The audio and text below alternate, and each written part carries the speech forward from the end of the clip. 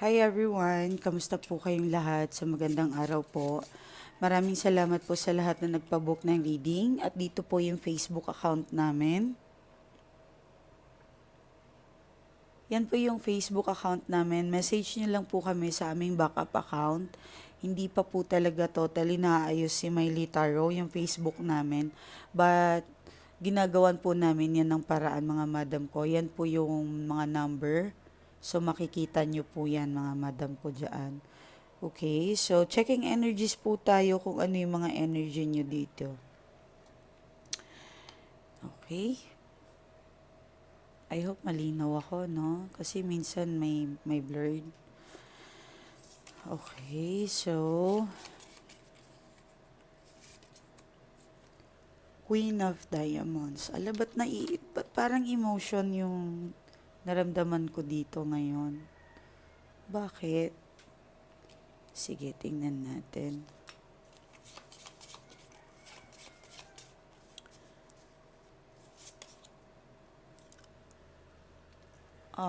King of Diamonds. Bakit? May umiiyak ba sa inyo?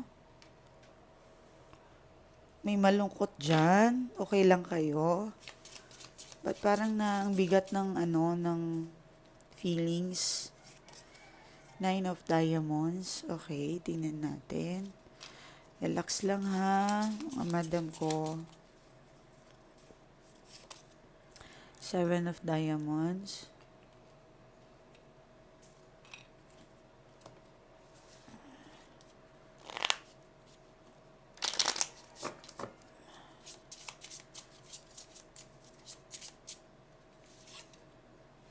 King of Heart.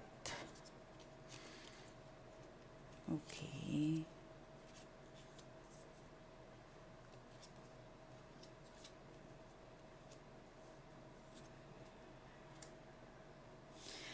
Oh, kaya pala may parang mabigat ang emotions dito. Parang may napapagod dito sa inyo eh. Parang actually pagod ka na sa lahat ng bagay. Meron energy dito na parang matagal na ng panahon para pinaglaban mo yung tao na yan. And yet, he choose to leave you or saktan ka or parang ang bigat. May nagsalita, may naririnig ako ng pagod na ako, ma'am. Ay, bakit? Sino kaya to? Yeah, parang pagod ka ng umasa na parang walang pag-asa.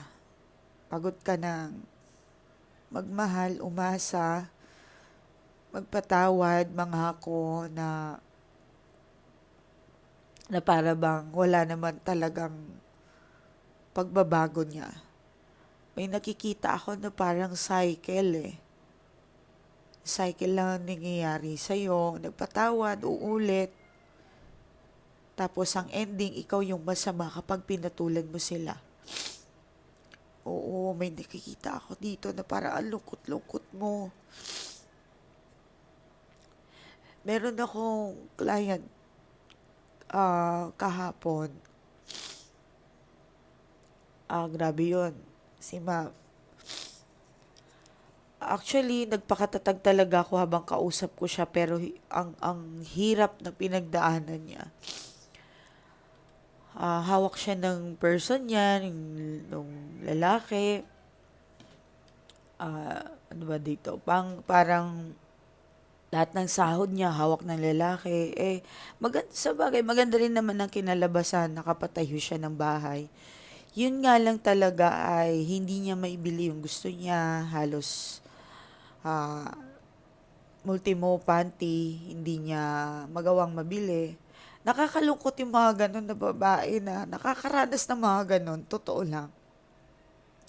So, sa totoo lang, and then later on, sa haba ng kwento, pag-uusap namin, nabanggit niya sa akin na, alam mo ba ma'am, na find out ko pa na pinakulam niya ako at pati ng third party parang inutusan daw yung third party para kulamin siya. And yet, nagsasama silang dalawa.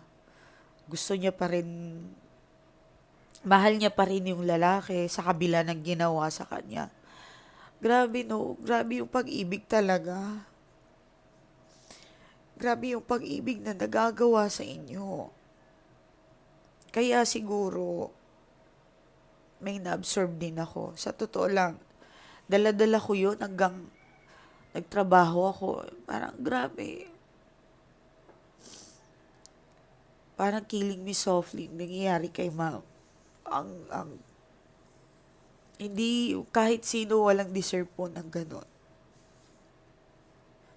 At ito, for sure, hindi lang si ma'am ang na-absorb ko ngayon.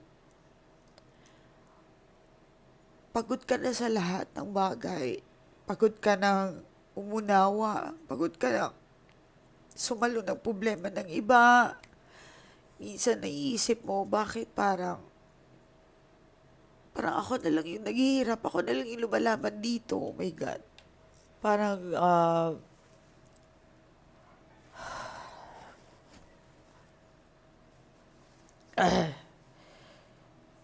ang bigat. Mga madam ko, kahit anong hirap ng buhay natin, huwag niyong isipin saktan yung sarili ninyo. Huwag niyong isipin na alam ko yung depression, yung anxiety, totoo po yan. Pero sana huwag kayong magpadala.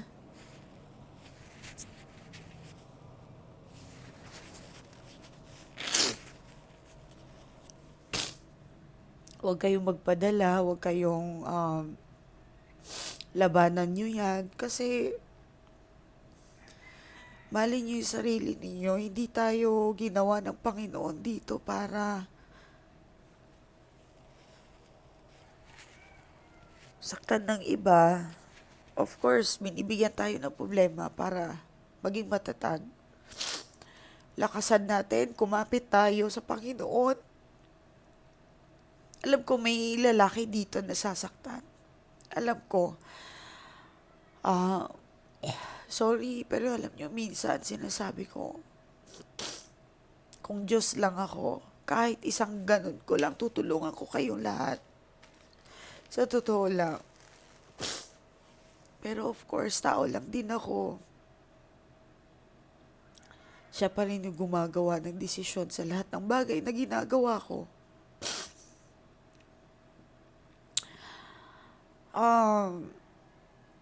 Dito sa pagod kang umasa na may magbabago pa sa person mo, sa tingin ko mga madam ko, kailangan nyo mag-focus din sa sarili ninyo. Huwag puro love. Mahalin nyo din yung sarili nyo. Huwag puro sa iba. Parang yung basic ko, mga kapatid ko sa Hawaii,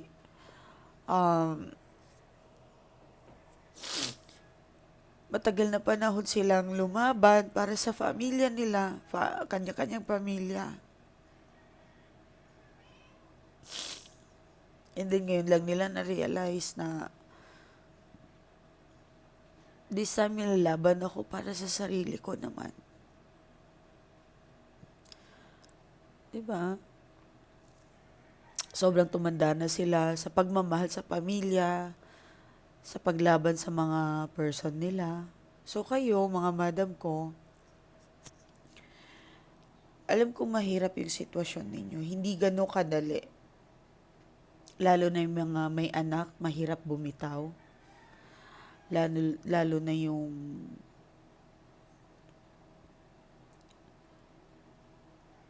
halos may nakita ako, hindi ko alam kung nasa ibang bansa ka eh. Pero malayo kasi yung energy na nakikita ko. Parang dinala ka sa isang lugar or bansa and then wala kang choice kundi makisama sa kanya. Sa una talagang napaka-okay, napakasaya. Hanggang sa parang pinapabayaan ka na niya. Parang pinapabayaan ka niya hanggang sa wala na siyang pakialam sa'yo. Okay, so parang ang hirap ng ganong bagay. Hindi ka makapaniwala na ang bilis-bilis niyang magbago. Okay? Um, Mahirap po talaga yan mga madam ko. Lakasan niyo lang yung loob. Meron dito na parang, di ko alam kung pati pagkain mo ikaw pang bumibili, samantalang may pera naman yung person mo. Okay, so may nasisense din ako dito na parang ang bigat talaga. Hindi ko alam kung ikaw rin ang nagbabayad ng bahay or bills. Ah, ikaw rin yung parang or nagbibigay ka, pwede. Akala kasi talaga ng iba, maganda ang pamumuhay ng OFW. Hindi nila alam na ang hirap ng buhay nila. Buti pa tayo, lalabas lang tayo dyan. Bibili tayo ng kamote, bibili tayo ng kangkong.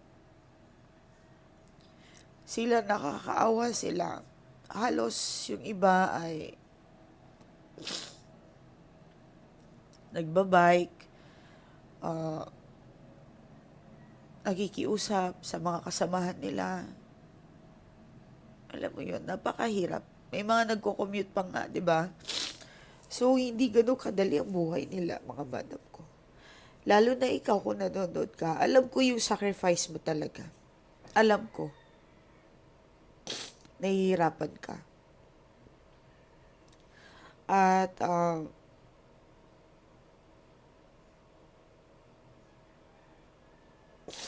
malaking bagay to, malaki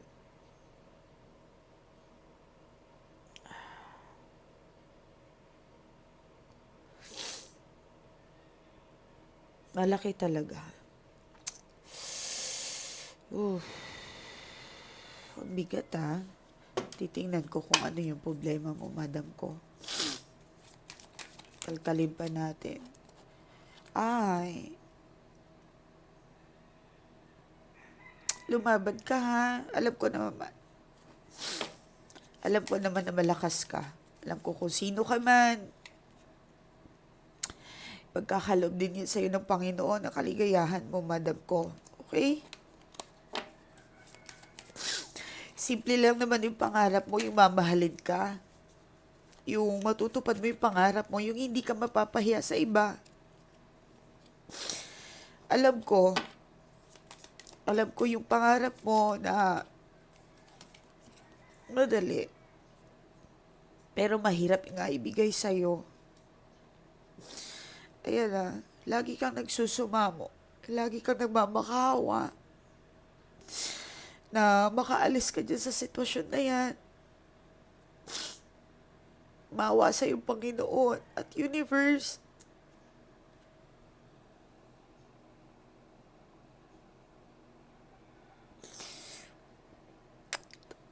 Grabe naman to.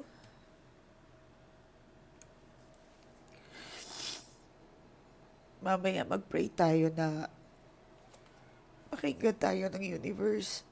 Maawa siya sa atin. Sa ating lahat.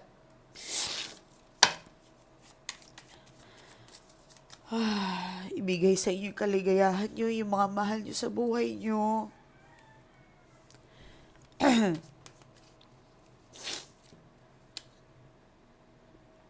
Yung pangloloko ng person mo sa'yo, hindi mo talaga matanggap. Yun sumira at hindi ko maano, mabulol talaga ako. Sumira ng sarili mo, bumagsak yung self-esteem mo. Ang dami pagbabago ng person mo. Laging Iba yung kinikilos niya talaga. Oo. Iba yung kinikilos niya. At big deal po yun sa'yo. Big deal yung ginagawa ng person mo. Okay? Pero sa kabila nito, ng lahat ng pananakit niya sa'yo, hindi ko alam kung pinipisikal ka niya. Hindi ko alam kung ano pa yung ginawa niya pa sa'yo, pero sobrang durog mo talaga. And yet, sobrang mo siyang mahal. Alam mo, Madam ko, may nasisense ako na parang pasuko ka na, sa totoo lang. Pinapalaya ko na yung taong kailanman hindi ako kayang mahalin. Darating ang panahon magsasalita ka ng ganon. Sa ngayon, natatakot ka pa mawala yung tao na to eh. Pero parang no choice ka din eh. Parang gusto mong magpalaya pero takot kang mawala siya. Sa nakikita ko talagang sobra mong mahal ang tao na to. Siya yung pangarap mo.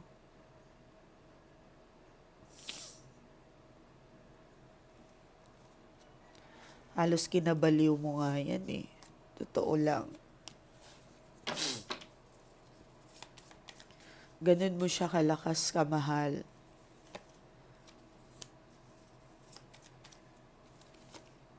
Okay. So, tingnan natin kung ano yung energy ng person mo. Ayan no. Alam mo, madam ko sa once nang magpalaya ka sa sarili mo or matutunan mong mapatawad yung tao na yan or pinapalaya mo man ng tao na yan. Para kang nakawala sa rehas, sa kulungan ng kawalan. Ayan no. Sa wakas, matitikman yung or mararanasan mo yung tunay na kalayaan.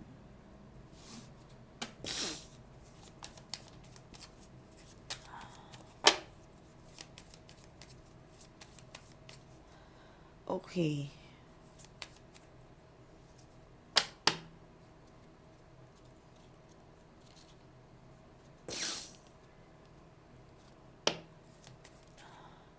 Tingnan natin kung anong nararamdaman ng tao or yung person mo sa'yo. King of Wands. Ma-pride. Matigas. Hindi to basta-basta nagpapatalo. Hindi to basta-basta Seven of Swords.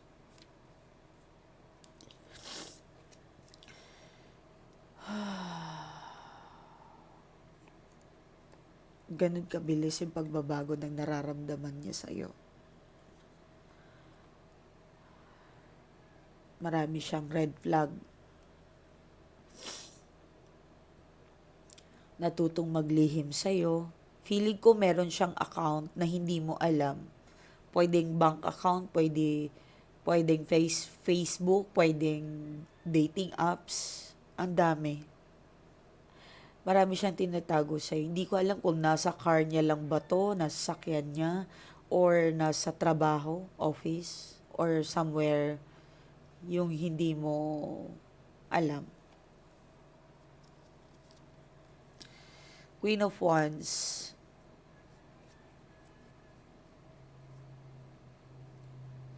Nagtatago pa rin siya.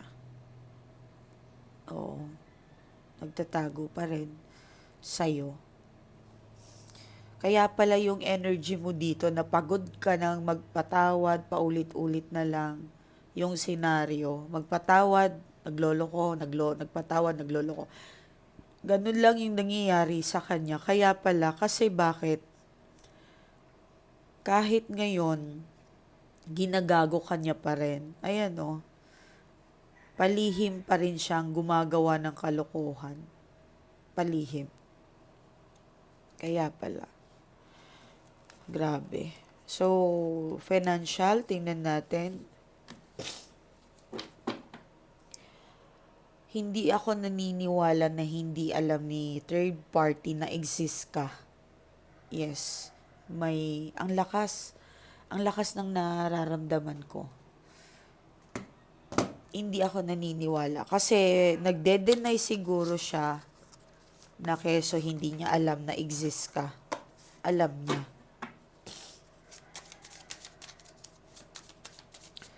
So,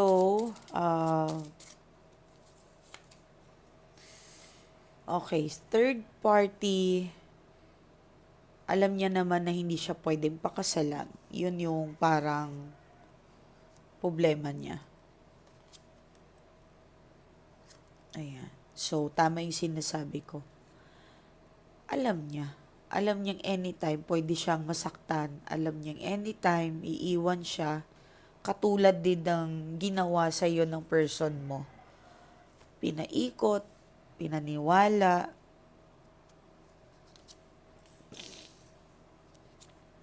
Ayan.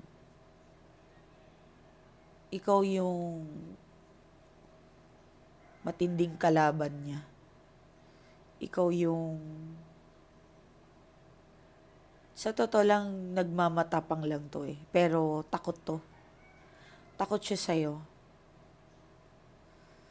Marami siyang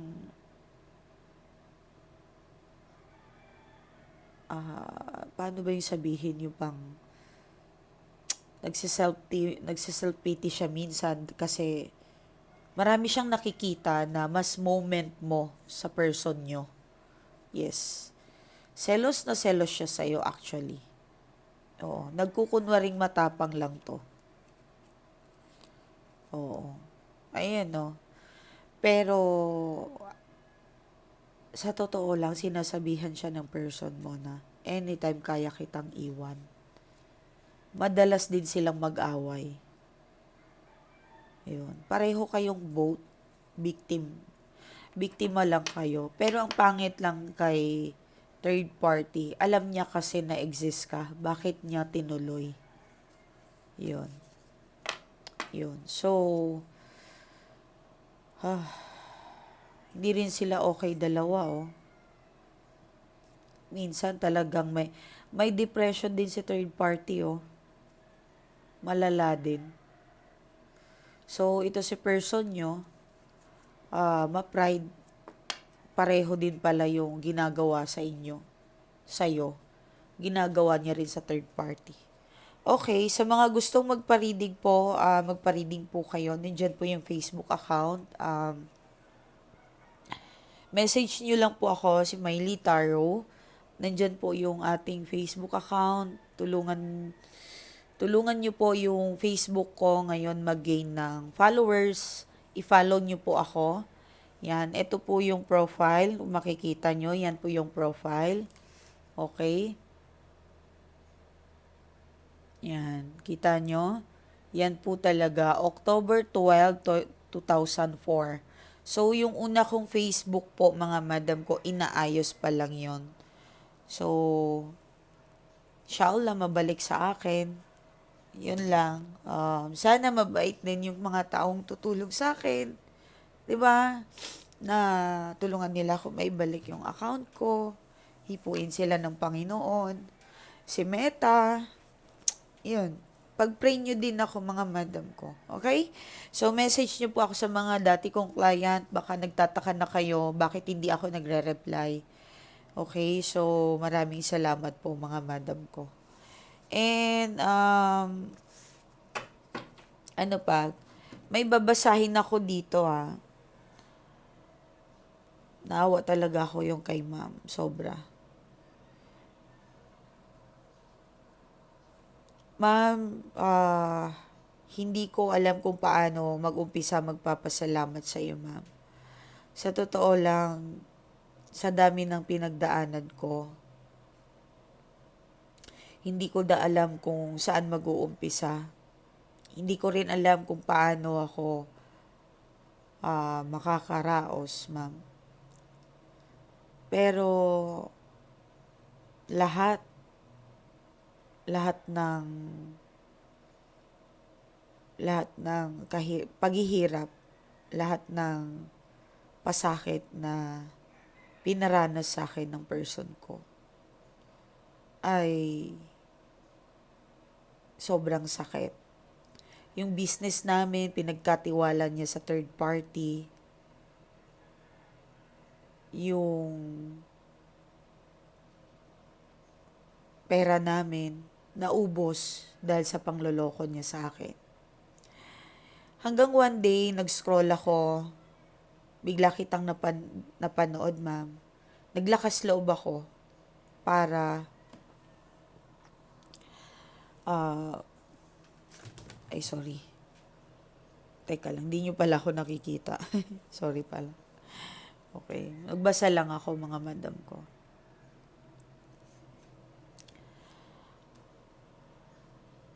Ah, naglakas loob ako para mag-message po sa inyo, ma'am. Walang-wala po talaga ako noong time na yun. Nag-message ako sa inyo, ma'am. Pero pinalakas mo talaga ang kalooban ko, ma'am. Maraming salamat, ma'am. Pinaniniwala mo ko na makakaalis ako sa sitwasyon na to. Pinalakas mo ang loob ko, ma'am. Sa'yo lang ako humuhugot. Lagi kang mag-iingat, ma'am. Ikaw ang savior namin lahat. Pinalakas mo din ang kapit ko sa Panginoon na nawawalan na ako ng pag-asa. Salamat, ma'am, dahil sa'yo nakilala ko ang Diyos. Magkaiba man tayo ng paniniwala, pero ang taas po ng respeto ko sa'yo, ma'am.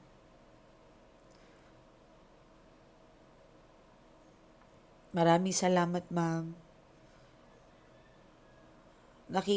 Unti-unti ko ngayon nakikilala ang pagkatao ko at ang sarap palang mag-move on.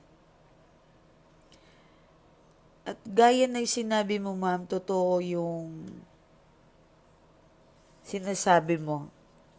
Talagang kapag matutunan nyo ng mahalin yung sarili ninyo, babaliktad na ang lahat. Ibig sabihin, yan na yung, dyan nyo na mararamdaman na yung Panginoon gumagalaw para sa inyo. Tama po kayo, ma'am, kasi nung nag-umpisa na akong patawarin ko yung sarili ko, nung nag-umpisa na ako, natatanggapin ko na ako naman ngayon, bigla naman nagparamdam sa akin ng person ko. Dahil sa laki po ng tulong nyo sa akin, ma'am. Hangad ko one day makatulong din po sa iyo. At maging sponsor nyo po sa mga gusto nyong tulungan.